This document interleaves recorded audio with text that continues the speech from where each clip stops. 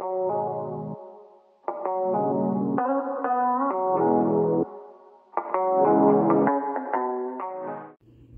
everyone, welcome back to my channel. In today's video we are playing with the Pinkfresh Studio Beautiful Day bundle.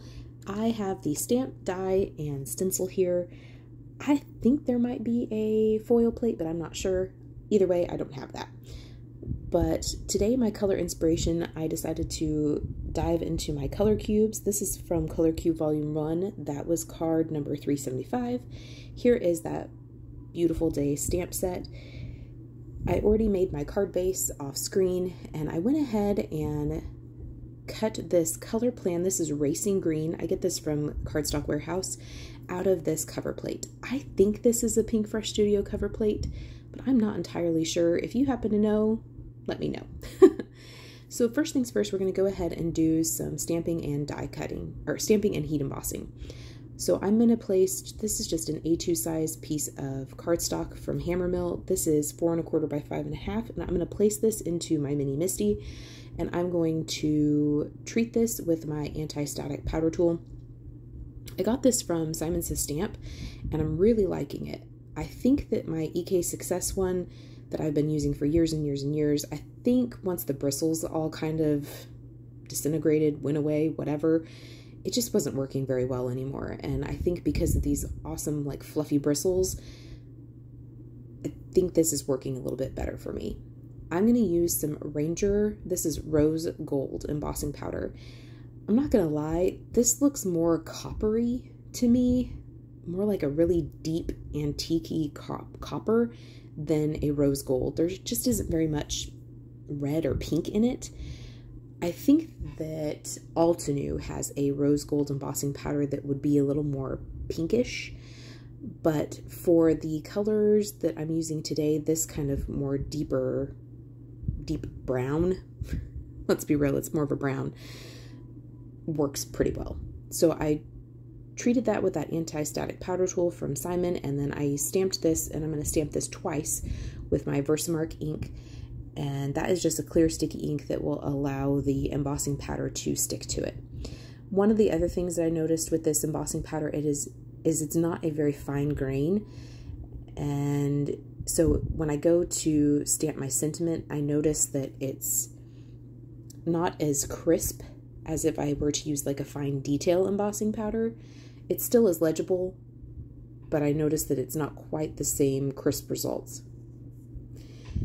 I also noticed it's kind of clumpy. It may be because it's old, or I may not have tightened the lid very well, and so moisture's gotten into it. I'm not sure. But either way, I just have a piece of scrap paper here. I'm going to pour on my embossing powder and then set that off to the side, and then I'm going to stamp and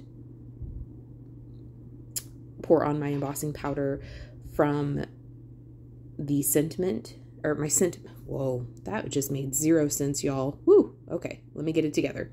I'm gonna stamp a sentiment from that same Beautiful Day stamp set, doing the exact same thing. Just treat a piece of scrap HAMMERMILL cardstock with my anti-static powder tool, stamp it with VERSAMARK ink twice, and then pour on the embossing powder. While I'm doing this, I am letting my heat gun warm up. This just helps prevent some warping and gives me some better results. And I have discovered that, at least for me, if I heat set my embossing powder from the back instead of from the front, I get smoother results. I'm not sure why that is, but I have just experimented quite a bit lately, and I have discovered that I just get better results when I heat set from the back. So I'm going to do that to the sentiment and to this floral image. Now I have my waffle flower grip mat, and I have placed that heat embossed panel onto that. I'm going to be using the stencils to color in this image. You could color this in however you like, but for me, I really, really enjoy stencils. This is a 4-piece stencil set. One of them does one kind of style of bloom, one does the greenery, another one does the different bloom, the second kind of bloom, and then another one does like the center and the buds. For the greenery, I'm just going to do the same green. It's kind of like that deep, dark, almost forest green, more toward blue.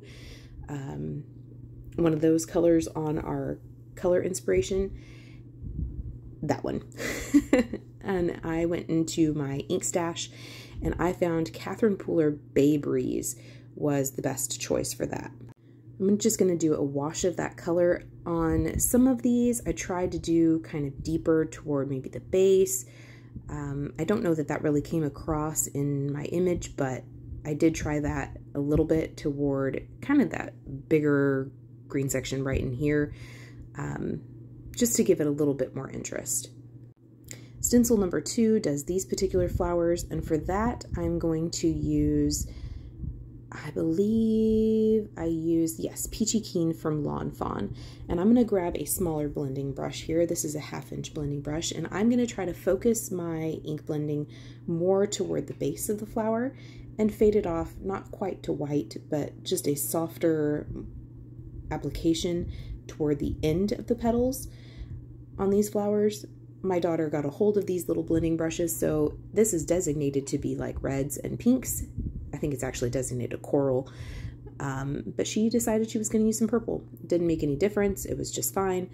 I did kind of rub it off a little bit just in case there was some residual ink there, but it worked out just fine. So as you can see, I'm just trying to add a little bit more color and depth of color, a heavier hand, if you will, toward the base of these flowers, and just kind of fade it off into a softer pink, not quite necessarily a white, toward the end of the petals. This is the 3rd stencil. It does the other type, the 2nd type of flower here. This is Stamp Market's Coral Reef. And I'm going to grab another one of those 1/2 inch blending brushes. And again, I did try to have a heavier hand toward like the middle of those larger flowers. These were so small it didn't really come across very well, but I did try. I did try. The 4th and final stencil does the floral centers and those berries, and I'm going to do that in Merlot from Catherine Pooler. I felt like this really did match my color choices really well. One of the things, and I don't know if when I applied my stamp down to my misty lid, if I maybe stretched the stamp, but this stencil didn't really line up very well with that kind of bottom left loose floral. It just didn't really line up very well, and I'm noticing that right here. So I'm gonna lift that up and reapply that down so that it lines up a little better. That may be something with the manufacturing, that may just be mine, that may be just how I applied it down into my Misty. But I did notice that I had to kind of lift that up and reapply that down so that it lined up a little better. And then this is it all stenciled in, and I feel like that looks really, really pretty. So I'm going to clean off my stencils, clean off my grit mat here, and we will do some die cutting. I took the coordinating die for the floral from the Beautiful Day stamp set and die cut that out. And then I also took a banner die from my stash. This is kind of a stitched banner die from my stash, and die cut out that sentiment using that. And one of the things that I love about Pinkfresh Studio dies is that they cut out some innards. What I mean by that is that it cuts out some of the inside portions of these dies. So you'll notice that there are some open areas. This is actually a very thin and delicate die, which I wasn't fully expecting it to be quite this delicate, but it was. It's beautiful. I just wasn't expecting it to be quite this delicate. So if you like to have a lot of dimension, or you like your dies to be very substantial, you may want to double stack this one, triple stack it, just to give it a little bit more heft. But here I'm poking out some of the innards, and that's what I love, is that Pinkfresh Studio dies cut out some of like the inside negative spaces of your dies, and I think that's just a very beautiful, beautiful touch. I played with my layout for a little bit and I decided on this. So what I'm going to do is I'm going to take that ColorPlan Racing Green cover plate panel and I'm going to glue that down flat to my card. Then I'm going to take my die cut and I'm also going to glue that down flat also. But one of the things that I'm going to do that's a little bit different is I'm going to kind of interlace that sentiment banner into the flower. Because these Pinkfresh Studio dies do such a great job of being very detailed and giving you just a very delicate floral arrangement, you're able to kind of interlace this, and that was not what I intended when I first set out on this card, but it worked out really, really well. And I think it was a really interesting and pretty touch that gave this card a little bit of balance and a little bit more, I don't know if weight is quite the right word, but I feel like it looked really nice. So again, I'm going to apply liquid glue. If you wanted to, like I said, you may want to go ahead and double or triple stack this, or maybe cut it out from heavier weight cardstock. My HAMMERMILL cardstock is about, it says it's 100 pounds, but it seems like it's a bit lighter weight of 100 pound.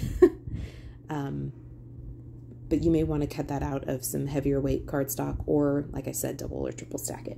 So I'm just going to flip this over and place this directly onto this panel here that's already been glued to our card base, which is 4 1/4 by 5 1/2.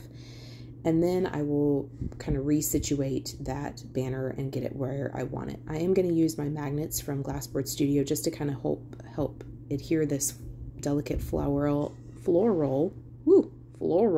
in place.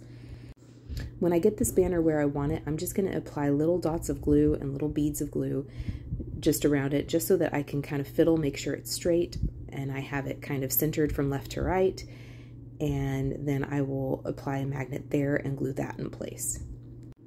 For finishing touches, I went into my stash, and from BLINGEE Thingy on Etsy, I found these gems. And I'm just taking little dots of glue and adhering those in. I felt like there was a little bit too much white space on that banner, so I did glue one of those gems there. And I felt like these gems matched the rose gold embossing powder from Ranger pretty well, and helped kind of bring in kind of that deeper red-brown color that was in our color inspiration. This die cuts out that kind of loose floral branch right here, and instead of just putting that back into the stamp pocket, I decided I would add that to the inside just to give it a little bit more interest. And I have discovered personally for me, if I don't actually use whatever that is, you know, whatever I made on the cards I made that day, I'm probably not going to use it. So instead of wasting it, I did decide to go ahead and glue that into the inside. I have a Spectrum Noir clear glitter brush pen, and I'm just going to add sparkle to the flower petals and those buds. And then this card will be done. I have discovered that from past experience, it is wise to prep that or prime it off of your project and make sure that you've got enough ink flowing before you bring it to your project. I have had that kind of explode all over a project before and practically ruin it. And that was very, very frustrating. So again, just putting little strokes of that over all of the blooms and the buds, and then this card is complete. So thank you so much for spending time with me today. I really appreciate your time, and we will see you next time. Bye.